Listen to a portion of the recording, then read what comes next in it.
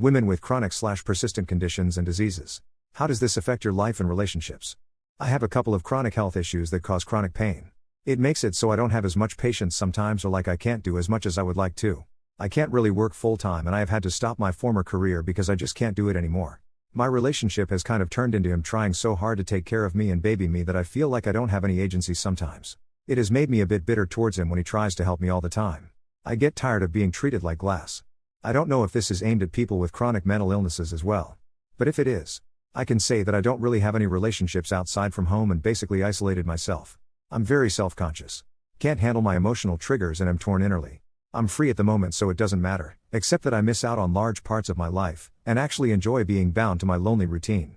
But I'll have to go out into the world again next year, and I already know that it can break me again at any given time. It's frightening and frustrating. And I ruined so many good things due to it. I am so very tired. I am trying my best. My two big ones are Crohn's and AS. Luckily with the biologics I'm on, both are being chill. But I have to be careful. Steroids don't help flares anymore. I have to rely on THC to manage pain and to be able to eat when Crohn's is bad. The weather shifting can make my bones ache and then I'm useless. I see an army of doctors. I have hip replacement surgeries lined up in the new year. My spouse and job are both very understanding and work with me. And my friends all know the drill at this point. But it's never ending. And lately I've had a cold and at the end of my rope trying to hold it together. They feel insulted whenever they hear the phrase memento mori? Can't be insulted if you don't know what it means. As a stoic. Definitely not. Though the point of it is to keep you humble. After all. No. But I've always seen it written as tempus fugit memento mori. I understood it as time flies. Live your life. Or life is short. Live a good life before you die. Yes, am I really supposed to accept that I am not physically immortal? So thoughtless and insulting to even imply such a thing. What is something you want to do with your soul but you know they want to do it? Skydiving. He doesn't want to. Get tattoos together. Go to an art exhibit. I'm sure he would do it if I asked, but it's really not his thing. Sign him up for swim lessons.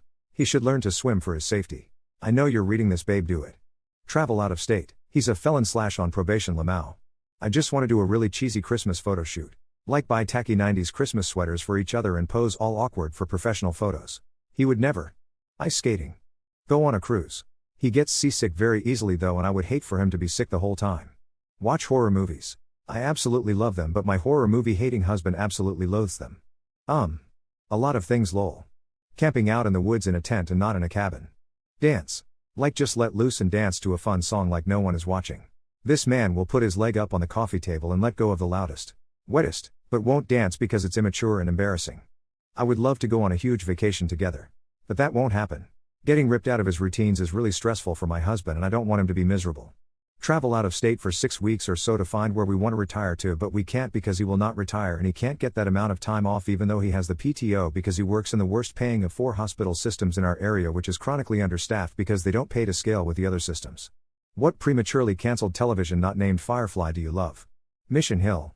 It had a bunch of people from the first decade of The Simpsons and WB cancelled it after 2 episodes. Then brought it back to use up the remaining episodes during the summer on Friday nights and cancelled it again. Shocker. Teens and 20-somethings aren't home 8 to 10 on Fridays during the summer. I had a videotape set to record 930 to 10 each week and I came home to some show with Holly Robinson Pete after like 6 weeks. I showed a few episodes to my co-workers in their 20s over the summer after we closed the bar and they all loved it. I can't believe I haven't seen Kim's Convenience. I understand the writer was burned out, but he could have left it with the crew and they would have taken great care of it. Amazon released a show called Paper Girls, based on the comic book of the same name, like a month before the LOTR show came out. So it was completely under-advertised and mostly flew under the radar. The show was awesome and wasn't given a second season. My So-Called Life, January 26, 1995, and my young self is still worried what happened with Angela and Jordan Catalano. Spoiler alert, he founds a cult with mostly women and compares himself to Jesus. There was this really neat precursor series to the film Serenity. Sad stuff. But seriously. The 4400. I consider it one of the best shows ever made. And I'll be eternally bitter we'll never get season 5. Enterprise is my favorite Star Trek, it should have got 3 more seasons and a couple movies. Happy endings. It was a fun sitcom that was just starting to get out of the hijinks phase and show some character development. Got pretty good critical reception with people comparing it to Community and Modern Family. And ABC cancelled it after 3 seasons. Serious, what's the best thing in your life right now? I'm feeling grateful for all the good things in life. Especially friends and family as Christmas approaches. My boyfriend. I've had a lot of issues in the past with my image of myself and struggling with my studies, but he's honestly the one person who can make me feel better about myself. Always makes me feel loved. Even when I feel like I'm in the worst part of my life.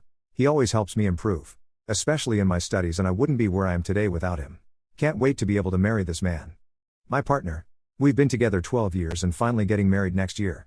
He's so supportive of whatever I do. He assured me it was okay to quit my job and focus on my mental health.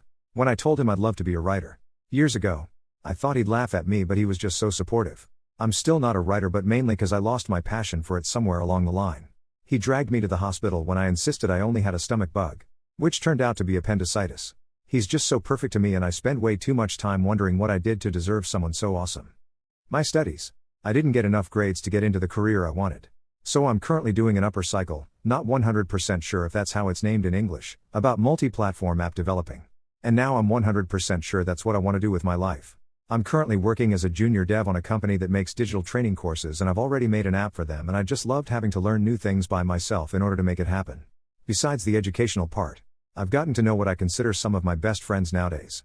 And also, all of this helped me overcome my insecurities since I've had to socialize a lot lately and be the leader in some projects at both my company and Upper Cycle.